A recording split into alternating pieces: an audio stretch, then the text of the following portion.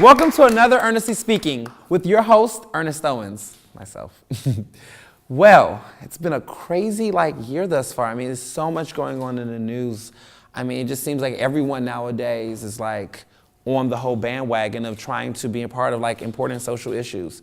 I mean, it's crazy how many people celebrities, athletes, activists, everyone's just now an activist. It's not just simply becoming a Twitter hashtag, it's becoming something larger than that.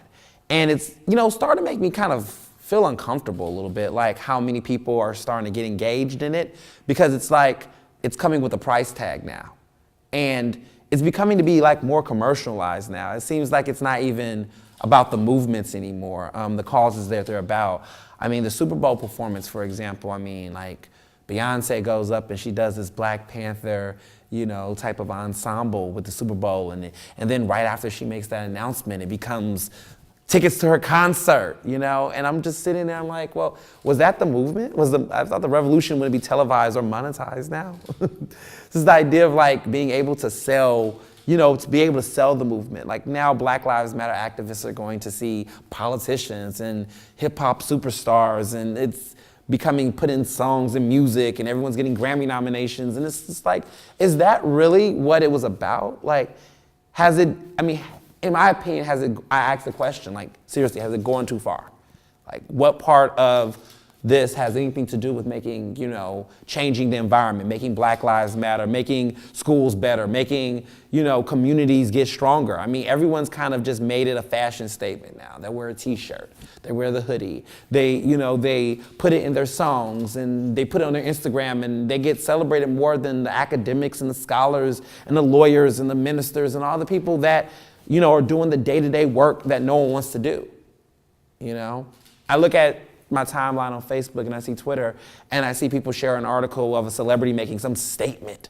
Oh, a celebrity, says, makes some statement supporting, Trayvon Martin or some type of individual who's fallen slain under police brutality. But it's crazy because of the fact that none of that is being done with the sincerity that does not have anything to do with them. So the reality was, when I saw the whole, Beyonce Super Bowl thing, when I saw, Kendrick Lamar perform, at the Grammys, when I saw all of these individual celebrities, take a stand, I look and I say to myself, well, it's part of their whole marketing strategy. I'm not trying to be a skeptic or a cynic, but it's business. It's a business behind it now. It's no longer, the big, huge this advocacy movement where, when you used to say something, you used to lose something. Nowadays it's bolstered sales and hype and attention and fame. And I feel to some degree, is that even what activism really is? Have we just relied so much on celebrities and famous people to make these issues skyrocket rather than questioning it? I want to know, in your opinions, do you think celebrities getting involved with, social movements are a big deal? Do you think it's good? Is it empowering, or is it, nonsense? What do you guys, an audience, think? Anyone? Yes. Come.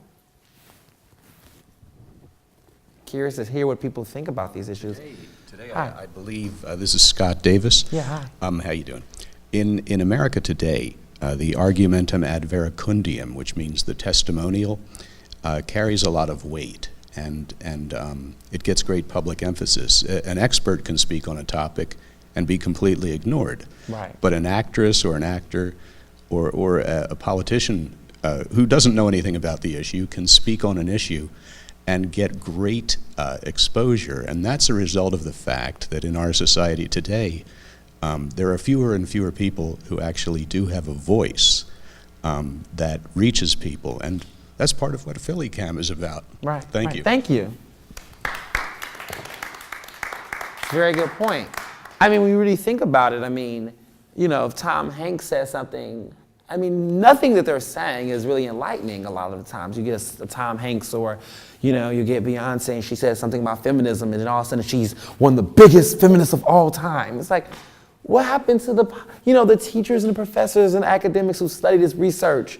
There's a man that no one talks about. I guess they'll skip him in Black History Month, Paul Robeson, this famous Black actor who was very politically engaged. And, he's, very popular in Philadelphia. If you go to 50th and I think Walnut, 50th and Walnut or Chestnut, there is a, memorial for him that's out there, and people can read what happened to him. He had this very great, emerging career. He was a great singer. He was, he did Broadway. He did all these different things. But because of his political activism and fighting for equality and justice, he ended up being discriminated and ousted from many of those mainstream white places that was giving him opportunity to shine. He made a real sacrifice in his career that many people nowadays don't even recognize as a real sacrifice. Like, what are you losing? What is Beyonce losing in 2016, saying this? Because in reality, a lot of people would argue it's convenient. It's almost convenient now to be unapologetically black because of the work and the legacy that other people set forth to make that happen. Nowadays, it's almost kind of like expected. If you can actually make more money doing it. It's like it's a whole new look. It's like, oh, I like Beyonce's new direction in her music. It's not even activism anymore. It's like a new trend. It's like, oh, I love, Kendrick is, he's got this flair about him. No, it's not flair. It's a message, but it's now being treated as trends rather than being treated as the real issues. And, to the point that was made earlier is that whenever a celebrity says something profound about these issues, then automatically people just, jump to it and says, I really thought, what Meryl Streep said about, women equality, I haven't heard anything like that in my entire life, I don't know who Gloria Steinem is. I don't know who, I don't know who Angela Rice is. I don't know who anybody else is. I just heard her say it, and it changed my life. That's how people treat celebrities when they say things that are like so, in my opinion, very basic things. It's like, if Justin Bieber says it, or, people who don't even know what they're talking about says, like Taylor Swift, it becomes like, this is something we must stop and listen. When a celebrity takes a moment. But then the joke is that behind every message, there's always a price tag. It's always a price tag. Then the joke is they'll make the plug and say, and you can catch their new album coming out next week. They got a new film coming out. Or the joke is they're saying on the red carpet at the premiere of their new movie. It's interesting, like they were saying, like Will Smith, concussion about CTE and athletes, primarily football players, about the whole crisis and epidemic. He's like, I really wanted to raise awareness. He got paid like $16 million to play that role. You're not bringing awareness when you're getting, there's a level of balancing out awareness. Like getting paid to do something in your professional career necessarily isn't like an activist role. Like when we give awards to people, I'm an LGBT, advocate and activist, as you all know. I look at, someone like Caitlyn Jenner and how much hype and attention she's gotten for issues that she clearly doesn't know anything about. But because she's very rich, and because of the fact that, there's money to be made from everybody, the TV stations, then all of a sudden it's easy for someone like her to be able to, become this person of the year, person of the month, and, all these different things. When you're thinking about, for example, the award ESPN gives to someone who's a person of a year, it's like I think it's the Courage Award or the Impact Award or the, something along those lines. Somebody who's a role model, mover or a shaker, the Courage Award, right? That award has been given to people like Arthur Ashe. That award has been, honored in Arthur Ashe's memory. You look at someone like, Michael Sam, who took a bold risk in NFL. You look at all these individuals prior, and then you look and you see Caitlyn receive this award, and you say to yourself, wow, what did she, it's important that she revealed herself to the world, but does that now become an entire courageous award compared to other people who have done, have risked their lives, who have lost things? But then you say that, right? It's funny because that's the reality is that if you criticize communities that you're not part of, then everybody automatically puts you into the bind. So because I am gay, I can be able to say that. But if I wasn't gay, you're homophobic, you're transphobic, you're this, you're that. It's like you can't criticize the communities when you're thinking carefully. And that's the reality of the way in which we've made activism. So I'll say something that a lot of people won't say right now because depending on who says it, they're called racist. I think that many people get into Black Lives Matter movement to prophesize off of it. They look at it as a way to create 1,000 nonprofits to try to get some money, because everyone wants to nonprofits are the thing. You know, there was something I told someone today, and people believe me on this, is that in Philadelphia, right, with the education system, there are more nonprofits trying to reform education in Philadelphia than the number of teachers in Philadelphia. I'm willing to bet that that's a fact. I know there's something there. But there's a lot of people out here saying, education reform, education reform, education reform. I have this nonprofit, you gotta donate today. And I'm saying to myself, with all these education reform nonprofits, why are the schools no better than they are? Like, why aren't they improving at all? All these advocates and experts and consultants that get out here and they create these groups and these organizations that are supposed to be improving the education system one child at a time. You keep looking at the budgets and there's no money in the budgets. What is this money going into? And you can't say that, when it's not your community, because see, if we criticize the superintendent, okay, and we say, hey, he's, probably like in many ways a hustler when it comes to getting the funds, then all of a sudden, if you're white and you say that, see, they're criticizing him, just trying to bring a brother down, racist. But if you're someone black that says it, then people take you seriously. It's all about who is saying it. I've come to realize that the critiques are still selling. They're still of value. But now people have created this system where if you criticize anything that is not pertaining to you directly, then it becomes completely not void. It's non-void. It's non-valid. People just completely shut it out. Well, he doesn't like him because he's racist. He doesn't like him because he's homophobic. He doesn't like him because he's a bigot. And it's like, well, you have to listen to what's being said. When I criticized, Beyonce Super Bowl performance and the hype behind it, you know what people tried to say about me? He's sexist. He's sexist. He doesn't believe in women having the right to express their opinions. He's just a black male. I mean, I wrote an article, I do journalism a lot, and I wrote this article just saying that I thought that it was about capitalism, and I had an issue with that. And this woman who didn't even use her full name in the blog, because now bloggers think they're journalists, says that they took it as, oh, well, he wouldn't say this about Kendrick Lamar because, men support other men and it's sexist for them to do this. But I made a big issue about this. I said, well, let me clarify this. So you made the comparison between Kendrick Lamar and Beyonce. And you tried to say that because I did not bash, Kendrick Lamar in comparison to Beyonce, then I'm sexist. And I said, well, wait a minute. I think if you listen to the way Kendrick Lamar's entire image is as a rapper, he's always predicated himself on being some social conscious rapper, regardless of if he gets it right or wrong. He's also a younger rapper. He's also a rapper that's not as famous as Beyonce. I mean, he's known, but he's nowhere near Beyonce's level. I mean, she's, up there in the, she's there. Like, everyone knows her, whether you like her or not, right? The thing about Beyonce's entire, visibility was that she was someone who was a mainstream pop star. Mainstream pop stars don't take political stances on anything because that's how they're mainstream.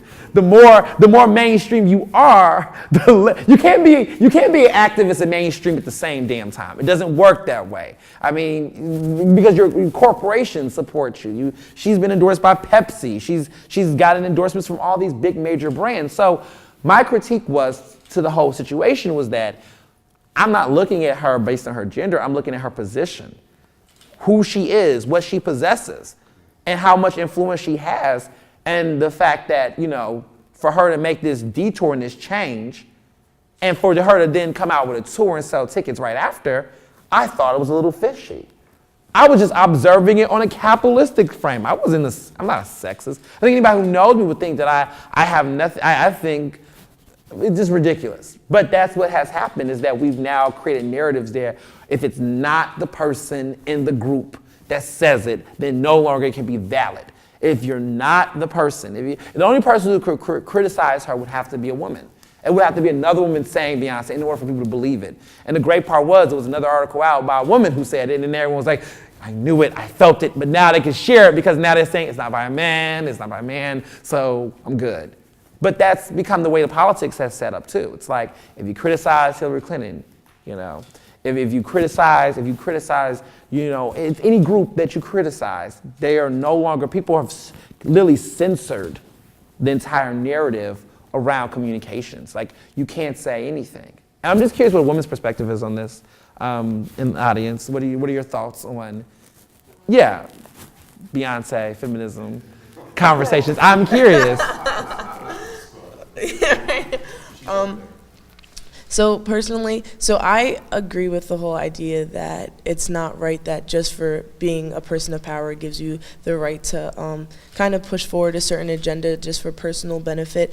As a woman, I feel like anybody should have the right to speak on feminism because, like I said, if it's not a diversified discourse, then it's never going to reach a certain level. If men can't recognize the struggles that we go through or that we face, and that if they can't talk and have a position on it, then it's just women talking to women, and that's not going to get us any farther. So I think Beyonce certainly has a right to make a statement on feminism, but it can't just be because she's a woman of power or an idol. It needs to be every woman underneath her, and then it needs to be the fact that men need to be able to comment on it too and have a full-on discourse, because if women are talking to women, then how are we supposed to work with the men or get above the men or be equal to the men if they're completely left out of it? So I think it's important that obviously feminism is discussed and it's put out there, but it needs to be a top to bottom, vertical, horizontal, inclusive of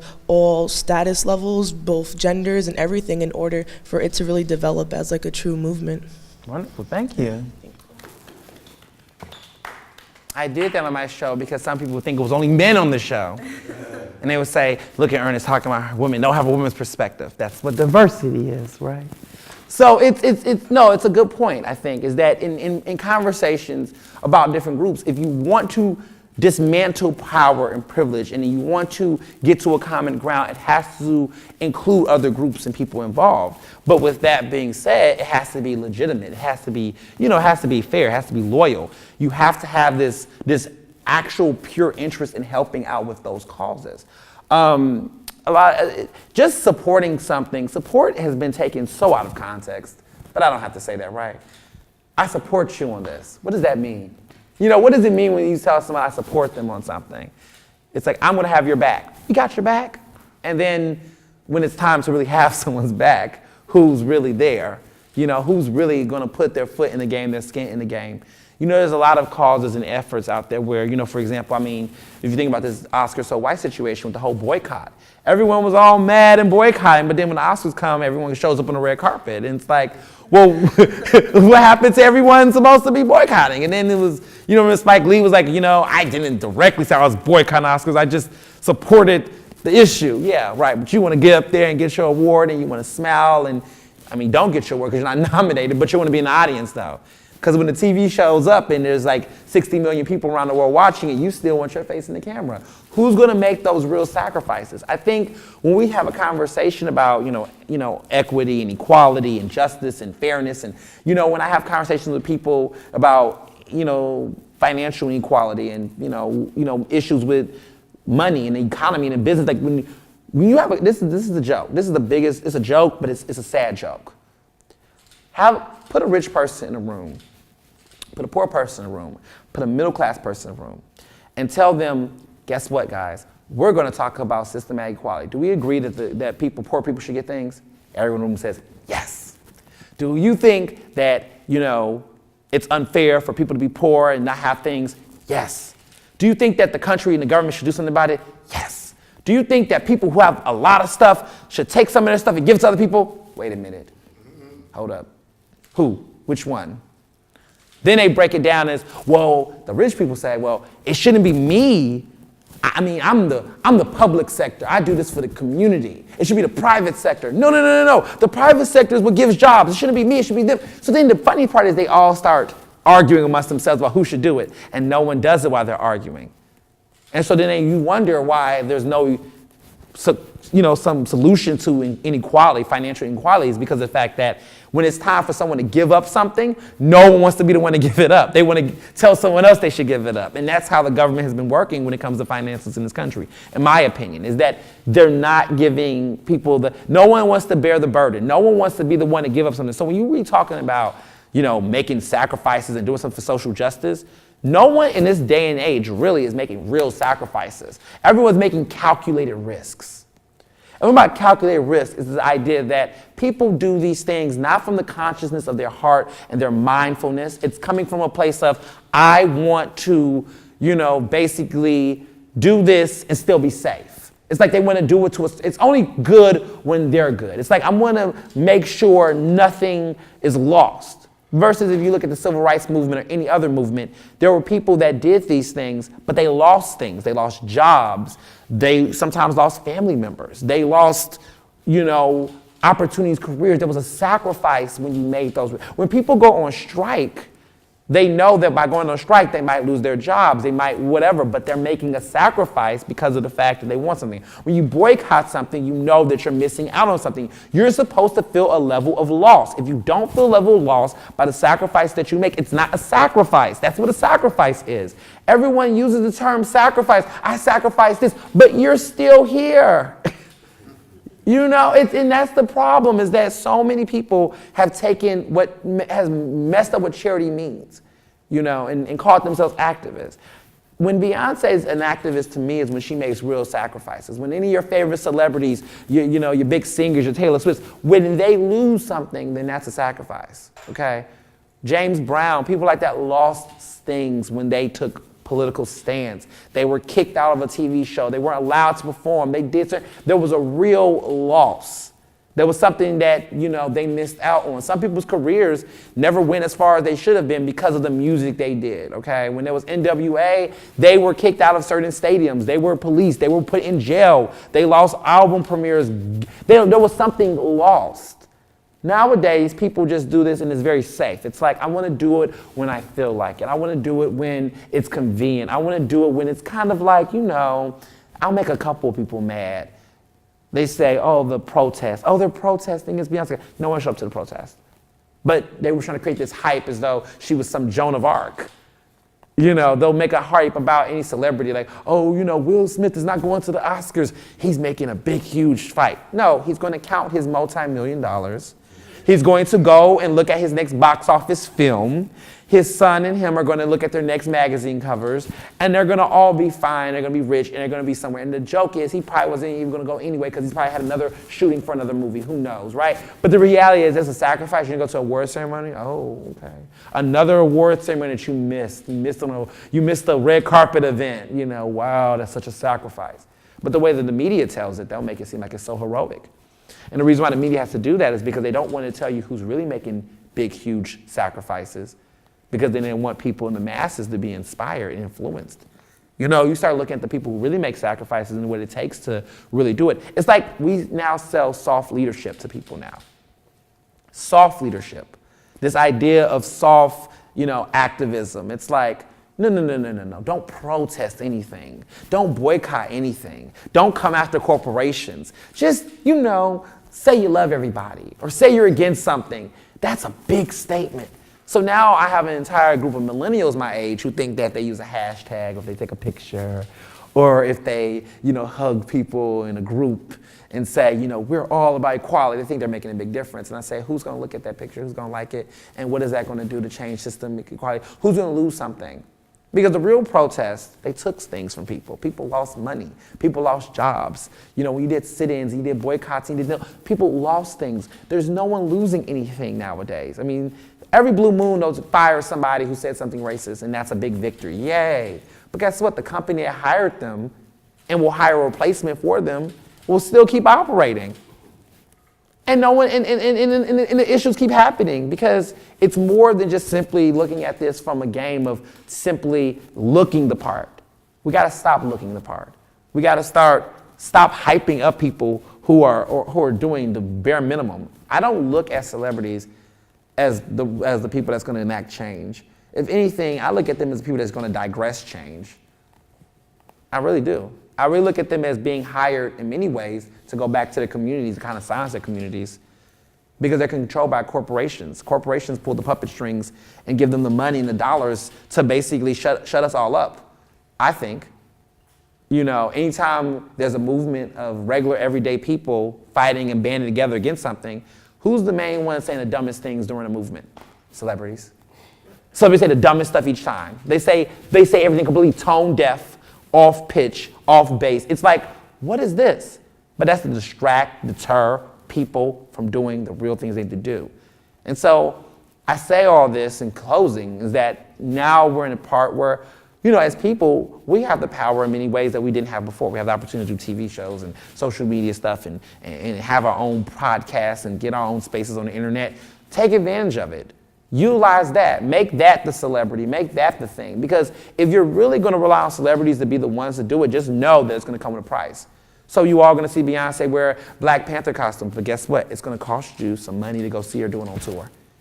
And last time I checked, the revolution was not going to be televised at all. If it's televised, if it's monetized, if it's financialized, if it's whatever the hell you want to call it, if it's any of that, it's not a revolution. Thank you so much.